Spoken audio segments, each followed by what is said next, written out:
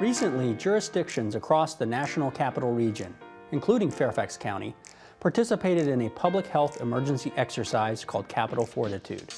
The purpose? To simulate how the region would respond in the event of an act of bioterrorism involving anthrax. It was the largest exercise our health department has ever participated in, involving months of planning, dozens of agencies, and hundreds of staff and volunteers. Exercises like this one, and smaller ones that occur every year, are part of the new world of public health preparedness and response. Local health departments like ours must be ready to handle many different types of emergencies that threaten the health and safety of individuals, families, and communities. Work that requires constant planning, training, and coordination. I'm John Silcox with the Fairfax County Health Department, and with me today to talk about this topic is Fairfax County's Director of Health, Dr. Gloria Addo-Ayensu, and our Public Health Emergency Management Coordinator, Jesse Habourn. Dr. Gloria, Jesse, thanks for being with us. Thank you. Thank you. And let's start with you, Dr. Gloria, and a very basic question, which is, what exactly is public health? So, in a nutshell, public health is what we do together as a society to create the conditions in which everyone can be healthy. And as the definition implies, it is a shared responsibility that spans across a wide spectrum of sectors and organizations that have to come together to create these conditions. And why that is important is because when we're talking about health, we're not just referring to the absence or presence of disease, but rather the state of complete physical, mental, spiritual, economic, and social well-being. And so, as you know, department for over 15 years increasingly engages with non-health sectors so that we can really align our efforts to create those conditions. So how did public health get involved in emergency response? So preventing epidemics and the spread of disease is a very basic public health function. So we've always engaged in that. However, since 2001, with the anthrax crisis and the events of 9/11, public health was kind of thrust from the periphery, so to speak, of the emergency management arena, thrust straight into the center with a spotlight that has been shone on us, and the recognition of us as being a first responder that must be prepared to address a wide range of emergencies. And so, in 2001, what really brought us into this arena was as I said, the anthrax crisis. We were one of two health departments across the nation that had to open up dispensing sites to provide life-saving antibiotics to Merrifield postal workers and their downstream partners who may have been exposed to anthrax spores through the mail system. So we know that a lot of this work started with the events of 9/11. Jesse, what does public health emergency response look like today? Well, public health emergency management has really evolved in the 18 years since the attacks of 9/11 and the anthrax attacks that followed a few weeks after. Really evolved to be more of an all-hazards emergency preparedness approach. And what that means is that as a health department, as a county government, and as a community, we are charged with preparing to respond to all types of emergencies, not just infectious diseases any longer. So you talk about all hazards planning and response being very important. Does that mean we still respond to things like disease outbreaks? We do. Disease outbreaks continue to be an incredible focus of ours. When you look at something like pandemic influenza or another naturally occurring outbreak, or something intentional like the 2001 anthrax attacks, there's a great deal of preparedness that is needed, and the health department has to respond through various ways. One of the common ways we would respond is by opening up medication dispensing sites like Dr. Gloria mentioned the health department did in 2001. And these are going to be sites that are open in locations familiar to you in your community, and that are designed to really efficiently and quickly get medication to our community, so they won't look like your standard healthcare experience. And we saw an example of that during the Capital Fortitude exercise, where we opened a medication dispensing site as part of that exercise, correct? That's right. Yeah, we opened one in a high school here in Fairfax County, and we're able to exercise all of the various strategies we use within a point of dispensing to get medication to our residents quickly. So you talk a lot about what we do in terms of the planning and our approach to different emergencies and incidents. What kind of community support do you need in order to have an effective emergency response? Well, I think Dr. Gloria would agree with me that public health can prepare as much as we possibly can, and we do. But our community members are really the foundation of our emergency response. I think it's important to understand that public health's response will vary based on the disease that we're dealing with. If we are looking at something like a pandemic influenza, for example, that happens when there is a new strain of flu, and that means there won't be a vaccine immediately available. So it will take some time for the scientific community to develop a safe and effective vaccine, and then for local public health agencies to receive that and to dispense it to our community. On the other hand, you have something like what happened in 2001, where we are responding to anthrax, and we have only days, few short days, to get medication to everyone in our community. So, we see all these scenarios. We could be faced with any number of types of responses. But in any of those types of emergencies, I think what we need from our community to support these types of responses boils down to three things. We need their attention, their patience, and we need them to look after themselves and those around them. So let's look at that a little bit closer and break that down a bit. So you talked about needing attention from the community. Can you explain that a little bit more? Sure. So when something like happens, we've talked already about how the scenario may be quite different and we may have different strategies to dispense. And so we are going to be providing instructions and information as quickly as we can to the public through any means we have to distribute that information. The news or social media, alert systems in the community, our community leaders.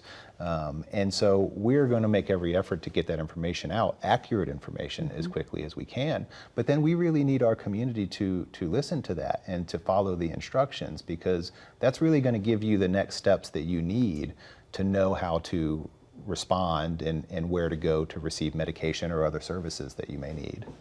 It's sort of like that doctor-patient relationship, right, Dr. Gloria? You provide the patient with the instructions, and you hope and expect that they'll follow through and do what you've asked them to do. That's correct. And again, that's why it's incumbent on us to engage with our community ahead of time.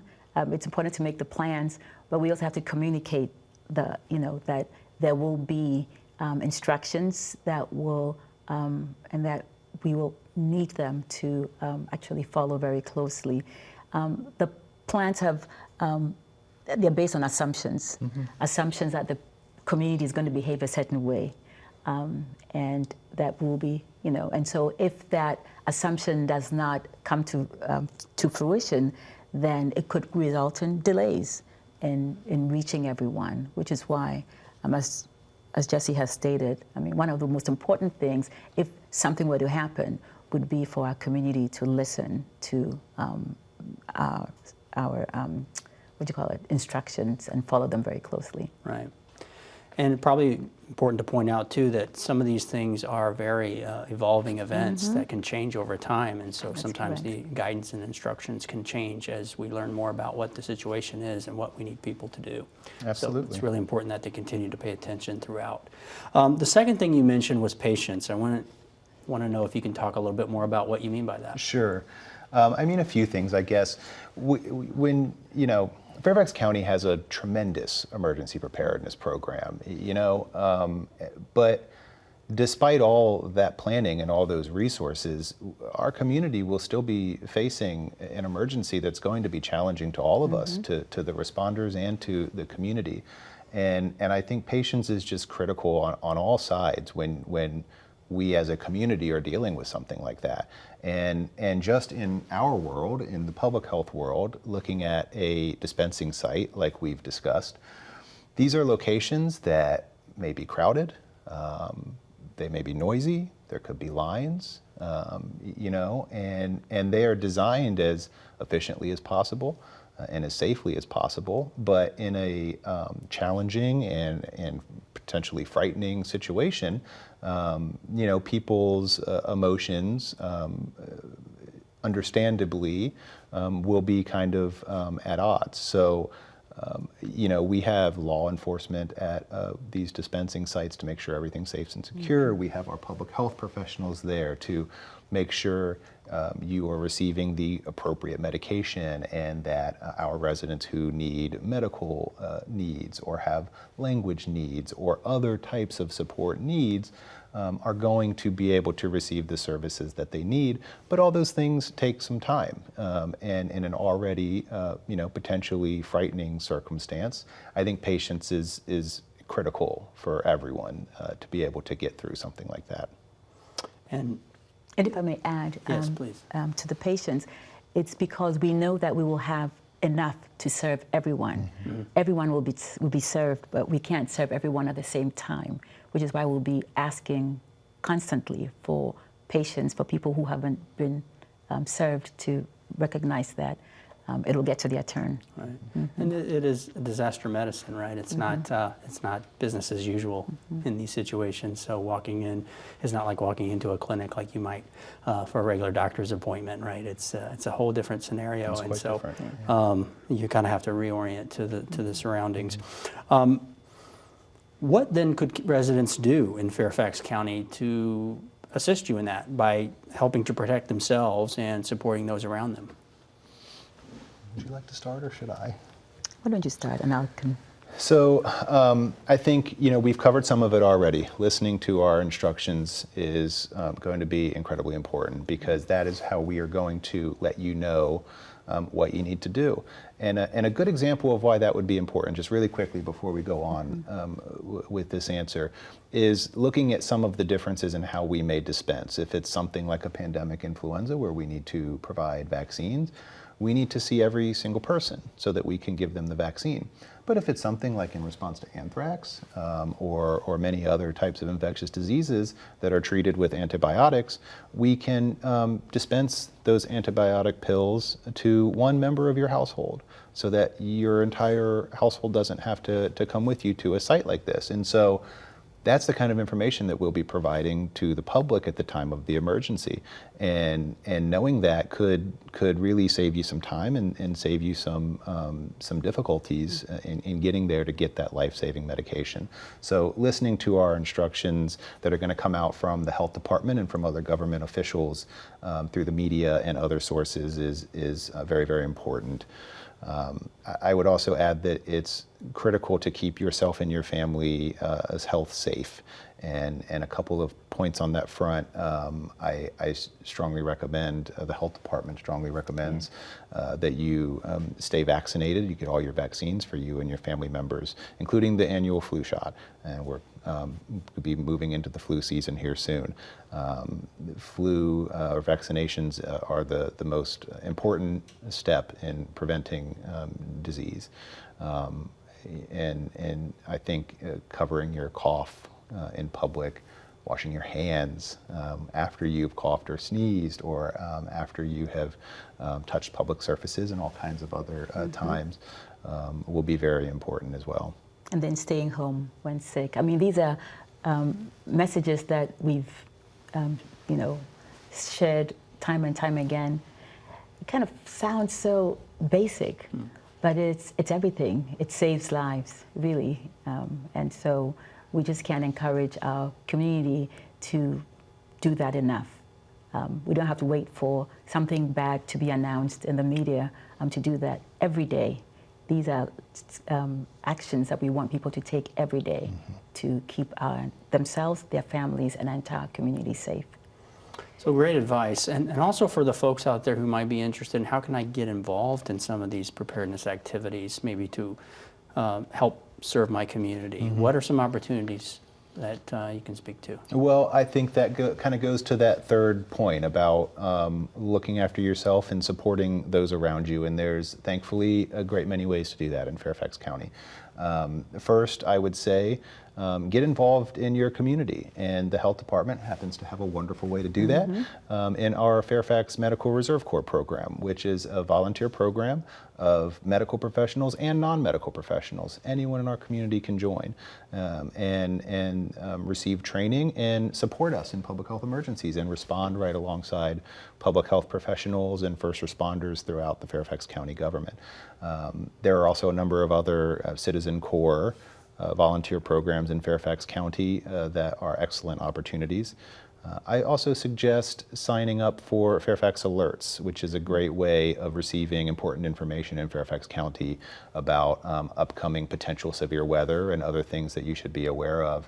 And finally, I'll mention Ready Fairfax, which is a program of the Fairfax County's Office of Emergency Management that will walk individuals and families through the process of some of the most basic steps to prepare for emergencies, like building an emergency kit, making a family plan, and things like that. So signing up for Fairfax Alerts, you can go to fairfaxcounty.gov/alerts.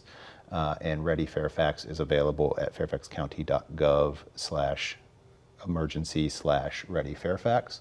And I'll save what I think is the best for last. Go to join the Medical Reserve Corps at fairfaxcounty.gov/health.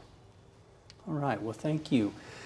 Thank you, Dr. Gloria and Jesse, for being with us and participating in this interesting and important conversation.